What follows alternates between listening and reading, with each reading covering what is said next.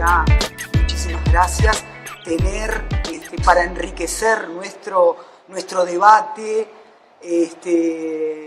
la mirada, ¿no? Digo, desde cada uno de vuestros lugares.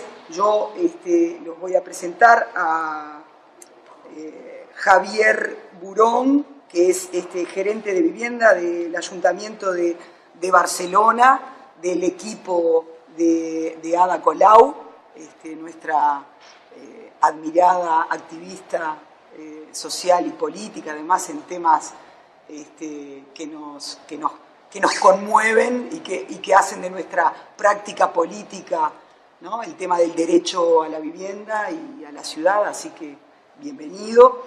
Y también Joao Sete Whittaker, ¿está bien? Sí. Perfecto, que es ex secretario de Vivienda del PT en San Pablo, que va a decir que habla portuñol, pero no habla español perfecto, así que bienvenidos ambos. Bien breve, ya les paso para que podamos intercambiar el tema en esta discusión que venimos llevando para la construcción del programa sobre hábitat y vivienda. Digo, en esta invitación, además, que tiene que ver con poder nosotros, nuestro desafío cada vez más profundo, si se quiere, que es esta intersección entre la posibilidad del acceso al suelo urbano y las políticas habitacionales. Y bueno, y esto de ir sumando nuevos instrumentos, pero en el marco de una renovación profunda de una política de izquierda y de poder justamente achicar cada vez más las brechas, ¿no?, en el acceso a este derecho que es lo habitacional, ¿no? Así que, bueno, es eso, la bienvenida y solamente esta idea, compartir con ustedes vuestra mirada y vuestra experiencia. Bueno, buenas noches. No voy a decir que hablo portuñol, entonces hablo en español perfecto. Más unos 2 días y ya estará bien, estaré con... bueno, es mucho gusto estar acá. Como he dicho, yo fui secretario de Vivienda de la ciudad de São Paulo, del alcalde Fernando Haddad, que es del PT. Desafortunadamente, por toda la construcción, la guerra política que vivimos en Brasil ahora y la desconstrucción forzada y violenta que se hace no solamente del PT, pero del liderazgo de Lula y de toda la construcción que hizo Lula, es verdad que también aprovechándose de las fragilidades de estos 15 años que fueron de mucho crecimiento, mucho suceso, muchas transformaciones, pero pagando un precio muy caro de que visiblemente la opción para poder hacer eso era sin cambios dramáticos en las estructuras de poder tal cuales funcionaban, y del clientelismo y de las relaciones sobre todo muy perversas entre el Ejecutivo y el Legislativo, sobre todo en un país que llamamos de presidencialismo de coalición, o sea que el presidente o el alcalde o el gobernador están, sobre todo los alcaldes municipales y el presidente, los gobiernos un poco menos porque la asamblea del Estado tiene menos poder, pero asimismo en que los ejecutivos están completamente aprisionados de una relación de una mayoría que es que la relación está muy mal establecida. Entonces eso todo está en el origen.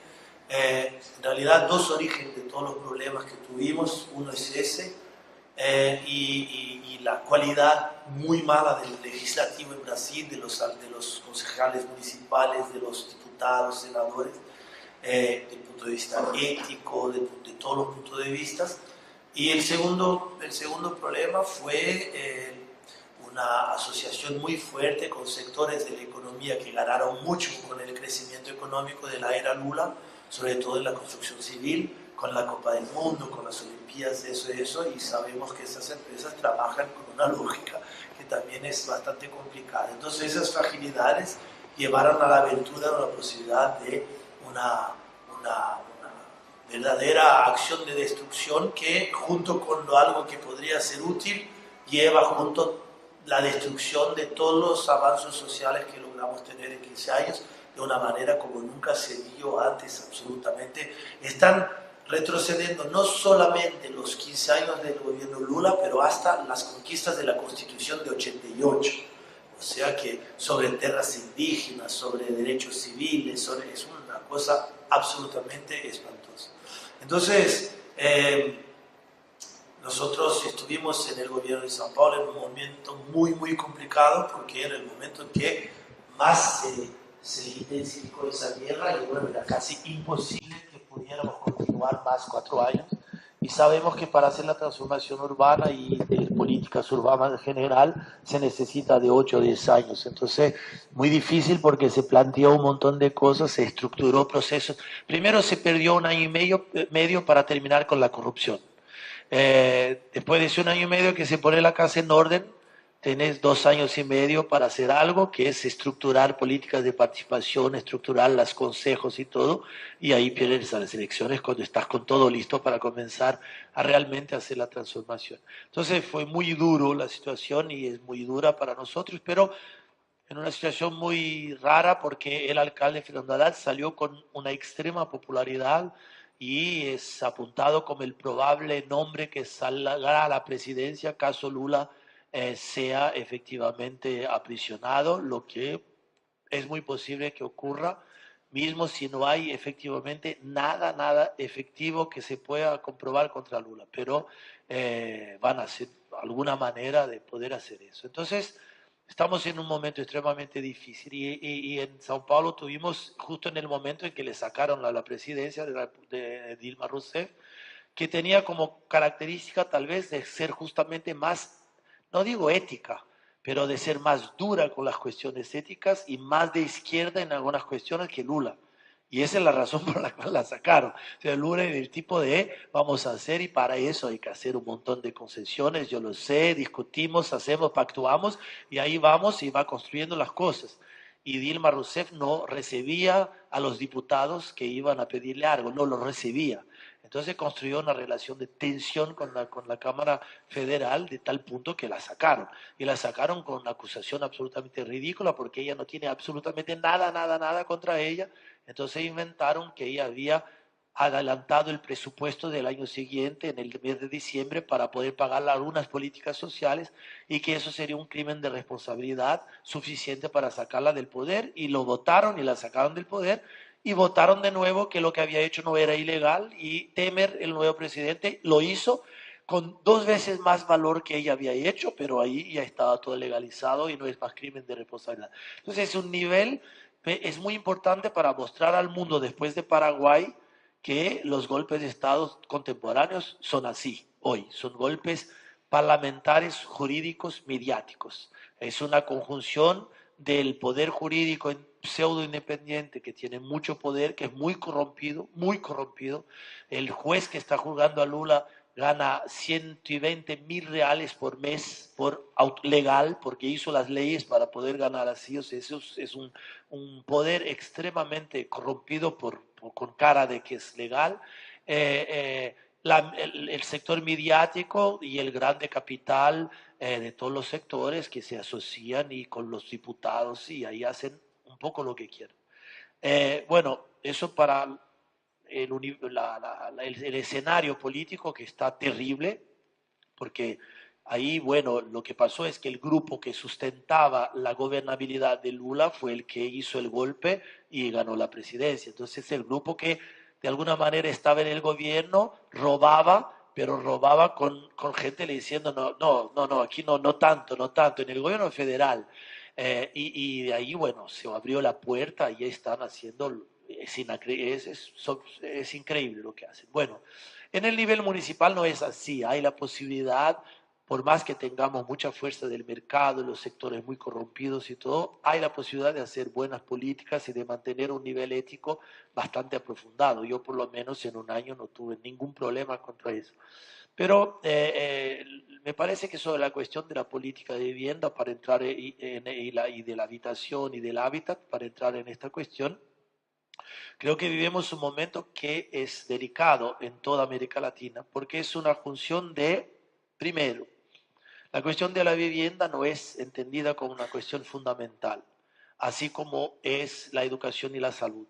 Todavía no se entendió que sin una buena casa uno no tiene ni salud y a veces no puede tener escuela para los hijos, etc. O sea que uno es garantizador de las otras políticas, pero eso no está en la cabeza de los gobernantes, ni los gobernantes de izquierda en Brasil, ni de Dilma Rousseff, y ni del alcalde de Sao Paulo hasta que me llame porque vio que tenía hecho ese error. O sea, entonces durante 3 años hizo la gobernabilidad de Sao Paulo dando, no sé si se dice, la Secretaría de Vivienda justamente a un partido de oposición con quien hizo alianza y quien era con un histórico terrible y todo, durante 3 años. En el último me llamó y dijo, ahora tenemos que hacer algo, bueno, pero eso un poco tarde. Entonces, la cuestión de la vivienda no es vista como una cuestión importante hasta que ella aparezca como una presión social muy fuerte.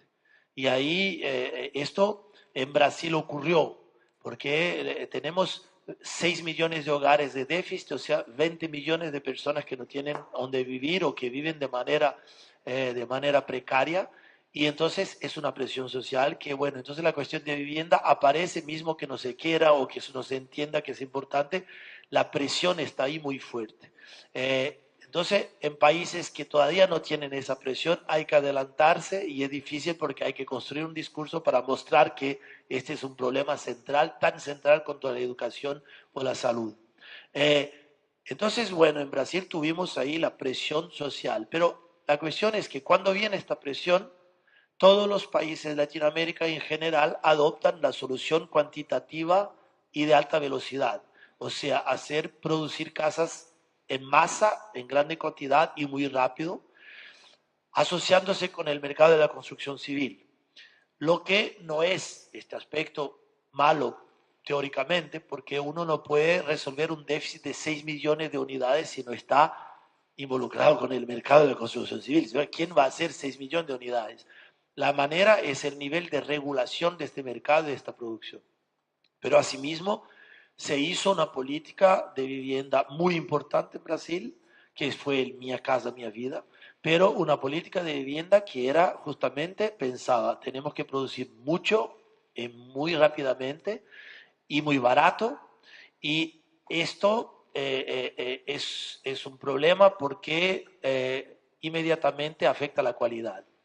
Y como la cuestión de la tierra y del precio de la tierra es central en la ecuación de precio, normalmente termina que los lugares en que hay más presión por demanda de vivienda, que son los grandes centros urbanizados, tienen el precio de suelo más alto, entonces el programa de vivienda termina por hacer más casas a donde no hay tanta necesidad porque la tierra es más barata. O entonces, en los centros que hay mucha vivienda, mucha necesidad, se hace muy lejos con la disculpa de que la tierra es más barata. Y la cuestión del precio de la urbanización no es computada y es muy difícil políticamente de hacer entender que hay que computar el precio después, posterior, de llevar la infraestructura a estos conjuntos que son hechos muy lejos, etcétera, etcétera. Entonces, viene una política masiva de producir casas, pero que tuvo en Brasil, a la diferencia de México, una cosa muy importante. Es que en México porque toda la cuestión de la política de vivienda, yo estoy de acuerdo con lo que Javier dijo ahí hace poco, es mucho más económica que de técnicas o que de política técnicamente hablando. Sabemos hacerlo bien, tenemos las técnicas, el conocimiento para construir con calidad. El problema es fondo, es dinero, es cómo hacer la ecuación financiera. Y entonces en México lo que se hizo es que se dio la posibilidad de un financiamiento público para hacer financiamiento de vivienda para quien tiene una cartera de trabajo. Entonces tú tienes cartera de trabajo, tienes acceso al financiamiento y ahí viene un financiamiento que viene y ahí le dices a las constructoras, Geo y todo más, bueno, vamos a poner mucha plata pública para financiar las casas para ellos, pero el problema es que solo 60, 55, 60% de la población activa tiene la cartera de trabajo, son un poco más ricos. O sea que los más pobres ni llegaran cerca de la política de vivienda que tanto se habló de que hizo 9 millones de unidades habitacionales en México. Pero por la cuestión del precio de la tierra la hicieron a 70 kilómetros del DF. Entonces uno va para Zumpango, llega ahí, hicieron nada menos que 165.000 unidades de vivienda, o sea, una ciudad de 400.000 habitantes en la tierra donde había vacas y donde no hay nada, y compraba una clase media baja con su salario, etcétera, con financiamiento, y llegaba ahí y se daba cuenta que llegaba 3 horas para ir hasta el centro. En Mi Casa, Mi Vida hizo una cosa muy diferente. Es que para los 0 a 3 salarios mínimos puso mucha plata pública de subvenciones. 100 billones de reales. O sea, algo como 25 billones, no, 30 billones de dólares. Mucha plata subvencionada, o sea, a fondo perdido, para los 0 a 3 salarios mínimos. Porque se dio cuenta que si no hubiera este nivel de ofrecer la casa a este nivel de población, nunca lograrían tener acceso a la vivienda. Entonces se hizo 3 millones de vivienda, de las cuales 1.200.000 para esta población de 0 a 3, el resto con financiamientos. Lo hizo demasiado Dilma y Lula, o sea que también la quiebra financiera que tuvo Dilma con mucha dificultad también fue causada porque exageró en el plan Mi Casa, Mi Vida. Eso poca gente lo dice. O sea, hay que ir con mucho cuidado porque hay que escalonar mejor la manera como se pone este dinero. Pero lo que hubo de resultado de eso es que todas las municipalidades brasileñas, todos los departamentos brasileños y todos los estados pararon de hacer política pública de vivienda. Porque pensaron, bueno, tengo plata, yo solo tengo que dar eventualmente unas tierras un poco lejos, o mismo ellos las compran, está en la ecuación de precio, el ministerio da la plata, yo estoy acá, no hago más nada. Entonces se dejó de hacer política de vivienda, y la política de vivienda no puede ser solo la producción de casas. Tiene que ser una política con diversidad, que hable de regularización del suelo, que hable de producción de ciudad, de infraestructura, que hable de tener acceso a tierra urbanizada con cualidad para los más pobres, que hable de recuperación de viviendas vacías y mal estado en las áreas centrales, que hable de recuperación de las favelas con urbanización y fixación, y cada una de estas cosas es una política diferente, compleja, que tiene que ser hecha. Entonces hay que construir un plan que entienda cuál es la demanda real y que a partir de esta demanda la clasifique y entienda cuáles son las políticas en un plazo de 15, 20 años que pueda ser aplicada en planos quinquenales o cuadrienales a cada gestión, pero a partir de un hilo conductor que sea más o menos establecido a largo plazo. Y eso los municipios no lo hicieron más. Y como la prerrogativa de la política de vivienda y territorial en Brasil es municipal, es del departamento, nos quedamos sin política de vivienda casi, porque se transformó en una política de financiamiento de hacer muchas casas, pero casas muchas veces lejos de donde debería estar, sin la urbanización necesaria, sin la discusión de la diversidad que debería tener, pero al mismo tiempo dando casa para los más pobres, lo que no ocurría. Por sobre eso hay un último problema que me parece muy importante, dos últimos.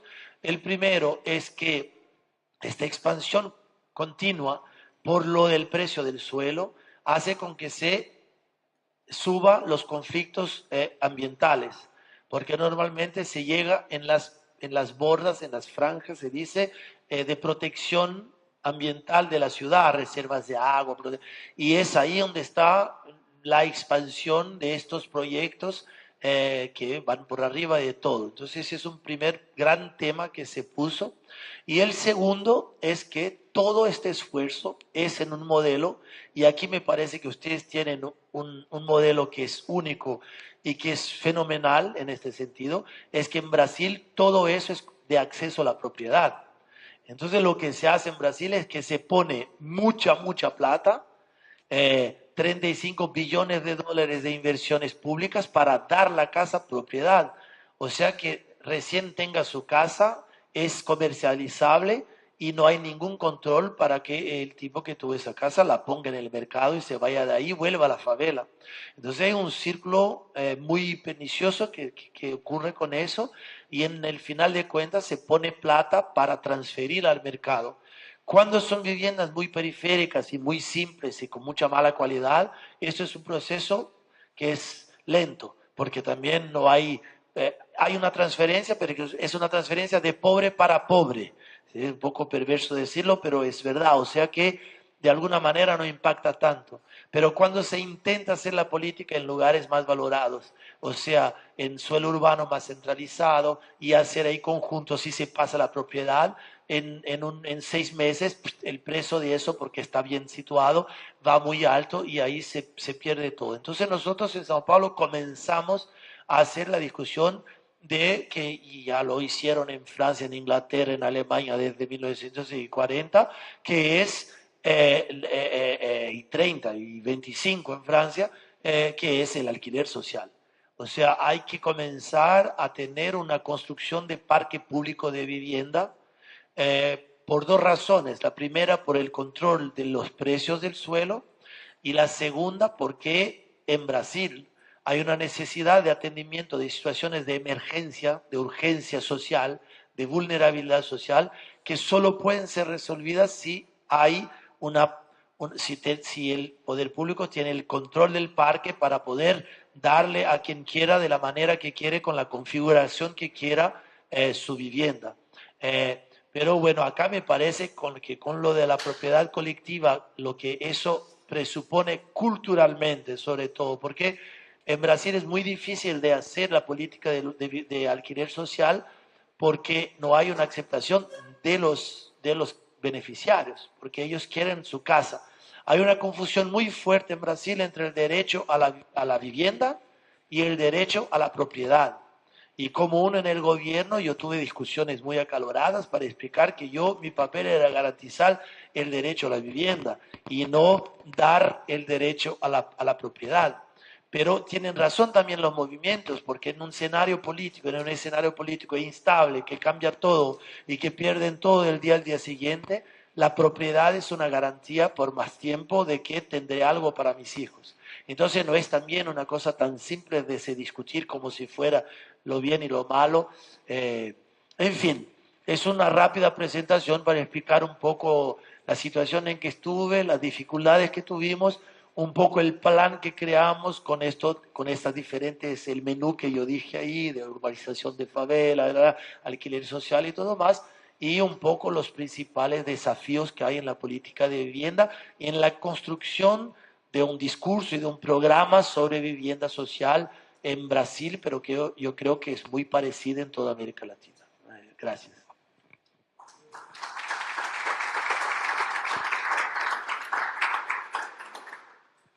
Yo primero de todo quería agradecerles la invitación y el poder compartir un tiempo con ustedes. Les pongo un ejemplo, y es que entre amigos míos, cuando han sabido que venía para acá, gente nada politizada, y algunos de ellos no lo saben, son de izquierdas pero no lo saben, me decían recuerdos para los compañeros del señor Mújica. Entonces, bueno, es un privilegio estar aquí compartiendo con ustedes. Por supuesto no saben lo que es el Frente Amplio, desconocen la dinámica política de Uruguay, pero sí saben que hay una figura ahí, en la zona sur del otro continente, que les merece respeto, y es como, pongo un ejemplo, uno de mis amigos, que él supongo que pensará que es de derecha, seguramente no lo es el cirujano que me operó hace unos años, yo le conocí en el hospital, somos muy buenos amigos ahora, y me decía, Javier, cuando vayas para allá, saluda de mi parte. Bueno, pues es un placer estar aquí. Y es igual así, ¿no? Sí, sí. Y eso es un activo, por cierto, hay que usarlo. De la manera que se pueda hay que usarlo. Después, por contextualizar, todo el PIB de Uruguay y la población de Uruguay cabe en la ciudad de Barcelona. No el territorio. Esto no es evidente. Y la ciudad de Barcelona no llegaría a ser un distrito de la ciudad de Sao Paulo. Distrito y medio. 2 distritos. Con lo cual, Sí, sí. Con lo cual, lo que yo pueda contar, bueno, primero hay que ponerlo un poco en crisis porque son realidades no comparables. Sí, sí, sí, son realidades no comparables y, como hemos comentado antes en la conferencia que hemos tenido, hay que tener mucho cuidado con esto del enfoque comparado, hay que saber lo que ocurre en otros sitios, pero la vivienda o las políticas públicas de vivienda son un producto cultural. Tiene que ver con la historia, con la geografía, con la política, con la economía y, en principio, bueno, hay que saber lo que ocurre en otros sitios, pero no es fácilmente trasplantable. Entonces, cosas que tienen que ver con la realidad a día de hoy en ciudades como Barcelona o en el conjunto de España que tengan que ver con la vivienda. Nosotros hemos hecho una devaluación interna, es decir, el proceso de ruptura, de rompimiento de la burbuja inmobiliaria dentro de un contexto de crisis económica general en Europa. En el caso de España se ha solucionado reduciendo salarios. No podíamos devaluar la moneda, hemos devaluado los salarios. Y, sin embargo, los precios de las viviendas no cayeron todo lo que uno esperaba por la teoría económica que cayesen durante la crisis y ahora están creciendo, tanto en compra como en alquiler. Y entonces ahora vas a debates y en los que hay sabios, iba a decir sabios y sabias, pero suelen ser pedorros, suelen ser chicos.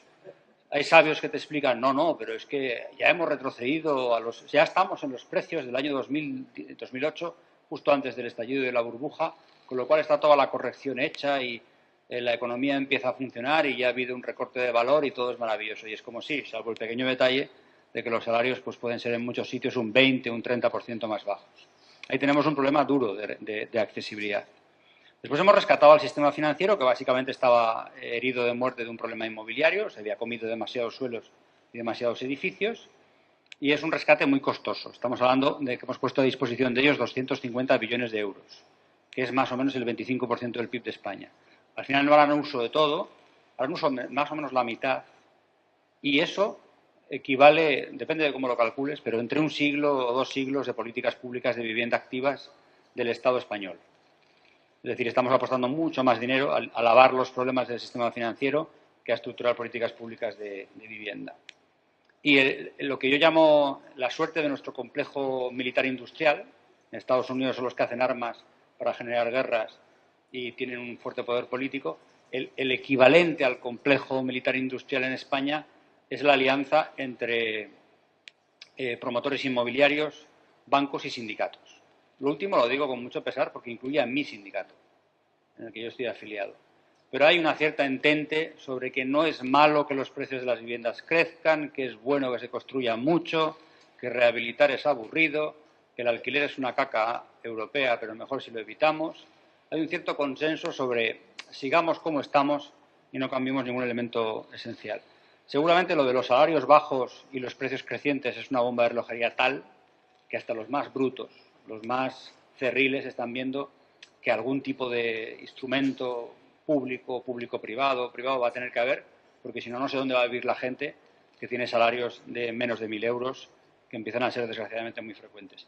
Y en ciertas zonas de España, pero no son pocas, tampoco es un problema solo de Barcelona o solo de las islas, empieza a haber una ecuación que por una parte es virtuosa, pero por otra es muy cabrona, que es que la tecnología de las redes sociales, Internet y todo esto, y la globalización hace que sea muy accesible pasar un cierto tiempo de vez en cuando en algunas zonas de España y que seamos muy atractivos. Entonces esto genera turistificación, un exceso de presencia de lo turístico en la economía nacional. El turismo es bueno y el empleo y la actividad económica en torno al turismo no es mala per se, pero a veces se te puede ir la mano o puede no ser equilibrado y entonces hay externalidades. Esto por una parte, y después hay procesos claros de gentrificación. Yo, por ejemplo, en Barcelona seguramente seré gentrificador. Yo, al vivir de alquiler de lunes a viernes en Barcelona, yo soy vasco de origen, los fines de semana vuelvo a casa, seguramente estoy evitando que alguien con una renta un poco inferior a la mía viva en ese barrio. La única justicia poética que puede haber es que en cualquier momento me van a gentrificar a mí y vendrá alguien de mayor renta y me sacará del barrio en el que estoy y tendré que moverme hacia otro lugar. Pero Barcelona o las Islas Baleares o parte de las Canarias o Málaga o Alicante somos pequeños en comparación con el flujo que implica la globalización. Con lo cual, uno de los comentarios de estos días aquí compartiendo con ustedes es, por favor, no se hagan famosos. que no sepa el mundo que este es un sitio muy interesante. Si lo mantienen medio en secreto, ya sabemos que hay algunos brasileños y algunos argentinos que lo saben. Ya está bien. Con esto... Y además no son dos buenos socios, pero bueno, ¿qué le vamos a hacer? Entonces, en España se está gestando ahora mismo un doble conflicto, que es salario precario, capacidad de compra muy alta, joven mayor, interno externo. Y interno externo no es extranjero nacional, ¿eh? Hay internos que son extranjeros. Y uso permanente del territorio y uso temporal. Y este es un último conflicto que ahora va a emerger, yo creo, con potencia en muchos lugares y que acabará implicando soluciones jurídicas a problemas reales. ¿Qué quiero decir con esto? Que los que van de turismo, los que van a estudiar, los que pasan un año sabático, los que viven a caballo entre Hamburgo y Barcelona, que hay mucha gente que tiene dos casas y pasa parte del tiempo en un sitio y en otro, los jóvenes emprendedores, trendys y todo esto, que Barcelona es súper guay, pero que acaban yendo a Londres frecuentemente porque la familia vive por ahí. Estos son gente que hacen usos temporales del territorio y los pueden pagar a precios muy altos. Entonces el mercado prefiere utilizar esas disponibilidades de vivienda para esta gente que hace usos temporales y margina a quien quiera hacer un uso permanente del territorio. Insisto, o sea, un belga que lleva 10 años viviendo en Barcelona quiere hacer un uso permanente de las viviendas. Él a estos efectos es local, no es extranjero. Bueno, este es un poco el contexto en el que estamos. Nosotros, que no es un contexto fácil. Probablemente no hay contexto fácil. El que tú has contado pues también es un contexto muy complicado. Este es complicado de otra manera. Después, reflexiones de estos días de compartir con ustedes. Hemos venido a aprender. Lejos de nosotros la voluntad de enseñar nada. Por otra parte, si uno va comprobando las cosas que aparecen en la legislación uruguaya y en los planes públicos de políticas, tanto de territorio como de urbanismo, aquí hay gente que ha hecho sus deberes ya antes. Prácticamente casi todas las, les llamamos distintas, pero casi todas las técnicas o coercitivas o de fomento o de búsqueda de la colaboración público-privada ya existen, más o menos. Otra cosa es que se usen, pero eso ocurre en todos los lados. Y después tienen un motivo de orgullo. El cooperativismo uruguayo es un cooperativismo de vivienda de los que se explican en todo el mundo como exitoso. Ya sé que ustedes piensan, pues es pequeño, pues podría ser más grande, pues hay cosas que no salen bien, cuando ves de cerca las cosas y las conoces son más criticables. Sí, pero bueno, hay cooperativas que llevan 50 años siendo cooperativas. Y en cualquier otro sitio se las habrían cepillado. Y habrían caído por el camino, con lo cual, bueno, un motivo de orgullo tiene que haber. Y digo, lejos de Joao y de mí la voluntad de enseñar nada, pero yo sí apunto una técnica que no hay aquí, que puede ser mal utilizada, pero que bien utilizada tiene muchísima potencia y que volveré al final después en las conclusiones otra vez a ella. Y es la técnica de las reservas de suelo para la vivienda protegida. Nosotros tenemos un artefacto, que es un tipo de vivienda que no se vende a precio de mercado, tiene un precio fijado por la Administración, se accede a él porque tienes una serie de condiciones socioeconómicas, se entiende que tú estás pagando el coste de producción de la vivienda y el día de mañana, si la quieres vender, tienes que venderla a un precio fijado por la Administración y además la Administración tiene un derecho de compra preferente. Lo cual quiere decir que tú estás pagando la fiesta, usándola y cuando te vas ganas un poco más de dinero pero no especulas. Esto en sí mismo pues, es medianamente interesante porque es una técnica que no gastando mucho dinero público permite hacer vivienda para las clases medias y para las clases populares. Pero es un instrumento fácilmente pervertible. ¿A través de qué fórmulas? Bueno, además de la corrupción, bla, bla, bla, bla, bla, bla, que no me voy a extender y que todos suponemos que, por ejemplo, si estás cerca de un sindicato es más fácil ser adjudicatario de una vivienda protegida, cosas que pasan. Las viviendas pueden descalificarse pronto. ¿Qué quiero decir con esto? Que se pueden convertir rápidamente en viviendas de mercado porque el tipo de régimen jurídico caduca. Pero también pueden estar calificadas de por vida. Y si están calificadas de por vida, es un instrumento que va a estar siempre a caballo entre el mercado y el sector público. Y es interesante. Volveré a esto al final.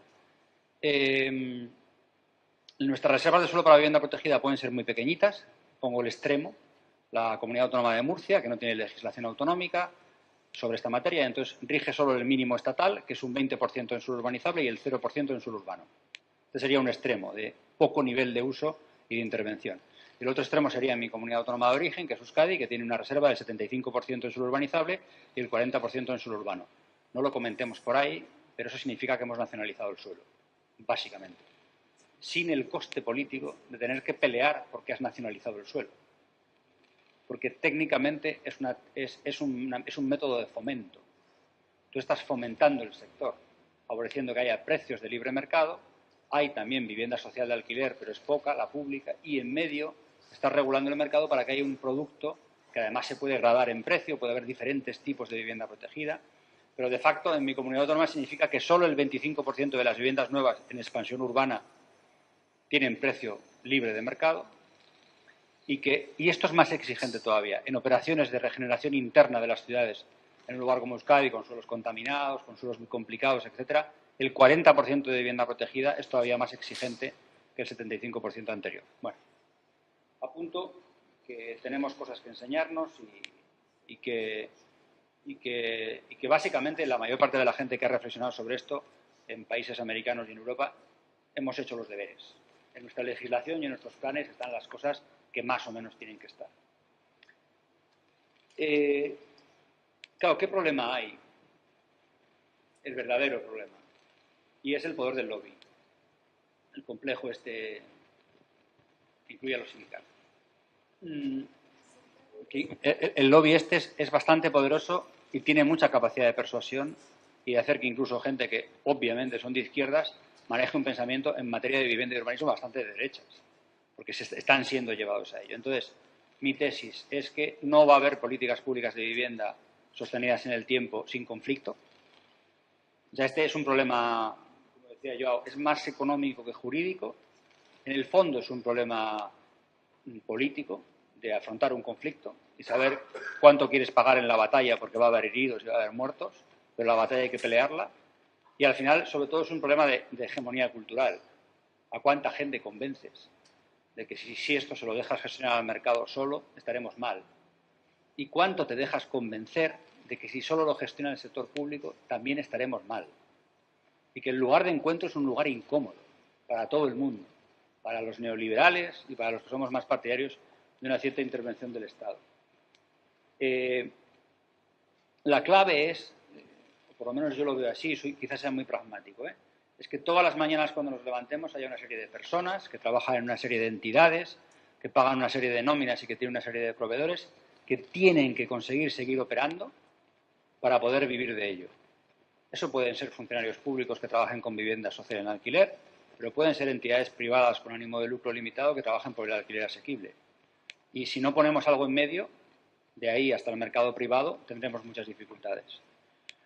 Ahora en España hay una dinámica interesante y es gobiernos locales, de activistas, muchos del movimiento de la vivienda, que han entrado en política hace 2 años y medio, que se presentaron hace 2 años a las elecciones, que casi les da un infarto cuando descubrieron que las ganaron, y que no solo ganaban las elecciones, sino que encima tenían que gobernar. Y en algún caso que no solo tenían que gobernar, sino que tenían que gobernar la ciudad de Madrid y la ciudad de Barcelona, que no son ciudades-estado. Para que se hagan una idea, la ciudad de Barcelona tiene 24.000 empleados, tiene un presupuesto de 2.500 millones de euros, o sea, de 2,5 billones de euros, utilizamos sus billones, y tiene 24.000 empleados. Es un transatlántico.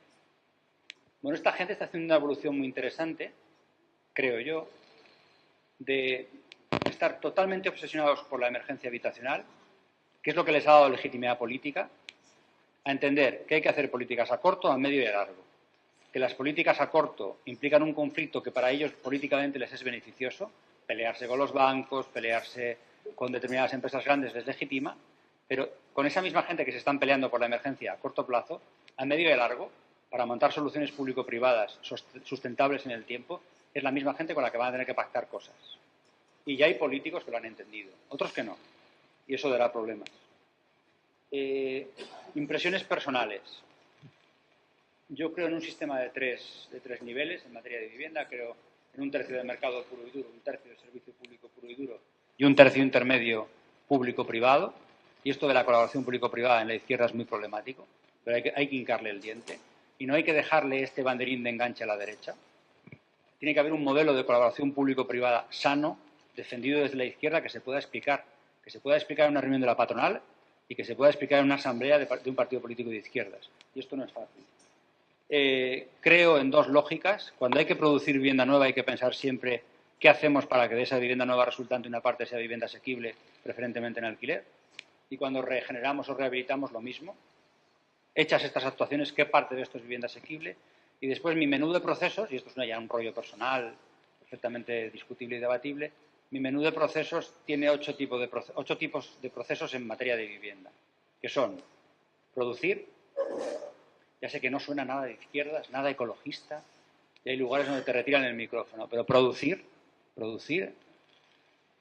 tenemos ciudades colmatadas, pero tenemos ciudades que no están colmatadas, hay áreas que merecen más desarrollo y más densidad de la que tienen, entonces producir, hay que producir con medios propios, las administraciones públicas, pero también hay que producir a través de cooperativas, a través de fundaciones, a través de empresas público-privadas, a través de empresas con ánimo de lucro limitado. Básicamente yo lo que defiendo es usarlo todo y ver lo que funciona en cada lugar, porque no tengo verdadera fe específica en nada en concreto o no sé exactamente qué es lo que va a funcionar en cada lugar. Producir con medios propios, producir colaborando con medios ajenos, comprar, no es fácil, pero siempre que se pueda comprar y tener suelo, tener edificios y tener viviendas, movilizar vivienda vacía hacia el alquiler asequible, y para eso hay que poner dinero a corto plazo, incentivos, subvenciones, esquemas de colaboración y muchas horas. Dar ayudas al alquiler, a los usuarios finales, a los inquilinos, que es complejo porque parece clientelismo, si no se controla bien puede inflar el precio, requiere ajustar bien, pero es evidente que ni con parque público ni con parque público-privado se va a llegar siempre a todo el mundo y una parte de las necesidades va a haber que cumplimentarlas con ayudas al alquiler. Y después todo el trabajo que tiene que ver con las ayudas a la rehabilitación, voy por el séptimo proceso. Y el octavo sería una conjunción de una cosa que estamos inventándonos en España, en algunas comunidades autónomas de España, que es la disciplina de vivienda. Todos sabemos lo que es la disciplina de urbanismo, y es que hay una ordenación, el que la cumple funciona, el que no la cumple puede haber sanciones, incluso puede haber sanciones muy graves. Pero en materia de función social de la propiedad no hay una tradición de exigir el cumplimiento de la ley y que haya sanciones en materia de disciplina de vivienda, y me refiero a vivienda vacía, vivienda manifiestamente no utilizada de acuerdo con la función social, etcétera, etcétera. Estoy acabando, el rollazo este que les estoy soltando. Una cuestión que los economistas clásicos no quieren reconocer, pero que empíricamente es evidente. Este es de los pocos mercados en el que si aumentas la oferta no se sabe si va a bajar el precio. Es más, en el contexto que yo conozco, que es Euskadi, Cataluña y el resto de España y buena parte del sur de Europa, el incremento de oferta incrementa el precio de la oferta ofertada. Punto. Nosotros hemos producido más o menos 5 millones de viviendas durante la burbuja inmobiliaria. El precio de la vivienda se multiplicó por 200, o sea, subió el 220% solo, y el del suelo solo subió el 400%, contraviniendo toda la teoría económica. Entonces, una de las primeras cosas que hay que hacer cuando se hace discurso político sobre esto es, no me cuenten ustedes que esto es un mercado donde hay eficacia y eficiencia, el que no funciona bien sale porque se arruina, el que funciona bien es virtuoso y tiene mayor cuota de mercado. Este mercado no funciona así. Y acabo con la provocación de la conferencia de esta tarde, que no se me ha reído nadie en la conferencia, con lo cual, no sé si me he pasado con la analogía o el chiste. Estaría bien que se ría alguien, por favor. Designen a alguien que se ría oficialmente. En España ha sido bastante famosa estos últimos meses la serie de Netflix Narcos. Y pido perdón porque es evidente que habla de un conflicto en el que murió mucha gente y hubo mucho sufrimiento, pero una de las frases famosas de la serie es plata o plomo. Bueno, pues plata o plomo funciona también en esto de lo que estamos hablando de la siguiente manera. ¿Cuál es el plomo? El plomo son todas las herramientas de coerción. Si el mercado no funciona adecuadamente, el Estado tiene que tener capacidad de decir, no, usted no puede dejar de edificar, porque tiene el derecho a edificar, pero también tiene la obligación a edificar. Y tiene la obligación de edificar en un plazo determinado.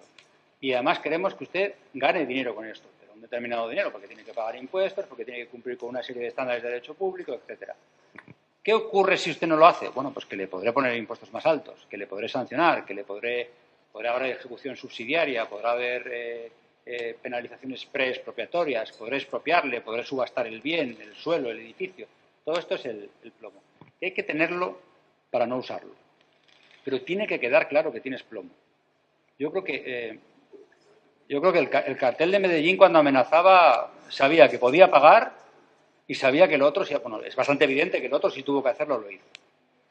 Claro, el anverso de esto es que hay que tener plata. Entonces, toda esta gente que te presenta soluciones mágicas, porque vamos a hacer política pública de vivienda sin gastar dinero, yo ya no escucho más. Y además vamos a hacer política pública de vivienda durante un tiempo corto porque después todo se sanará, tampoco escucho más.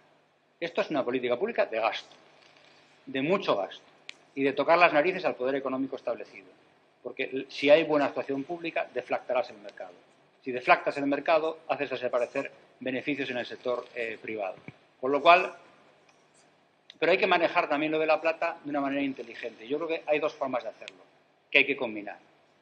Una es, si usted no hace lo que debe, se va a caer con todo el equipo porque vendré con la coerción. Si usted hace lo que debe, va a ganar dinero, pero vamos a negociar cuánto dinero va a ganar, porque va a tener usted obligaciones de derecho público que tienen que ver con la vivienda asequible, que van a ser impuestas por la ley y que usted me va a discutir si son constitucionales o no. Pero si yo tengo consenso social, las voy a imponer.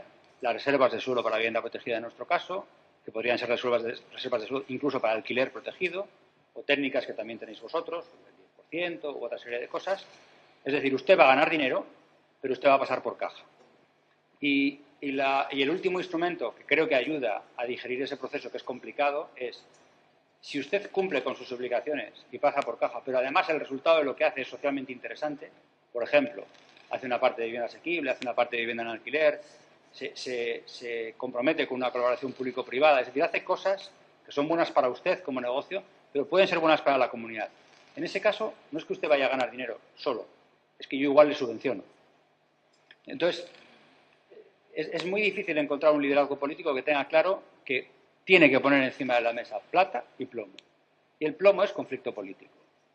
Y en general no se quiere tener ese conflicto político y entonces se escucha a los técnicos y se dice no saben lo que dicen, solo piensan en su política pública, no contextualizan, no han hecho nunca política. Yo, por cierto, milité 20 años en un partido de izquierdas. Por lo cual, bueno, pues ahora estoy en segunda o tercera actividad, pero entiendo lo que hay. Y a todo esto le cambiamos los nombres en los sitios. Y pueden cambiar los ceros. Pues una economía más grande, una economía más pequeña. Pero, por ejemplo, si ustedes someten a plata y plomo al sector y le obligan a construir determinadas cosas en determinados plazos, con determinados incentivos públicos, una de las tesis de los debates de estos días es no, pero el sector es casi un oligopolio y puede parar, puede dejar de producir, puede dejar de vender nuevas viviendas, puede dejar de alquilar nuevas viviendas y puede chantajear al sistema político hasta que caiga el gobierno. Yo pregunto, he leído por ahí que hay 50.000 empleados en el sector privado de la construcción en Uruguay. ¿Cuánto tiempo pueden tener parados a los 50.000 empleados? ¿Cuánto tiempo pueden tener solo parados recibiendo impuestos más onerosos? ¿Cuánto tiempo pueden estar reteniendo el producto y evidenciando que hay una escasez de oferta dentro del mercado sin que eso tenga consecuencias sobre el conjunto de la población y haya un debate interesante? Entonces, aunque no es muy fino lo que voy a decir, pues les recomiendo que se animen a un poquito de plomo, bastante plata y algo de conflicto, que es algo que mis propios jefes tampoco es que les genere entusiasmo, ¿eh?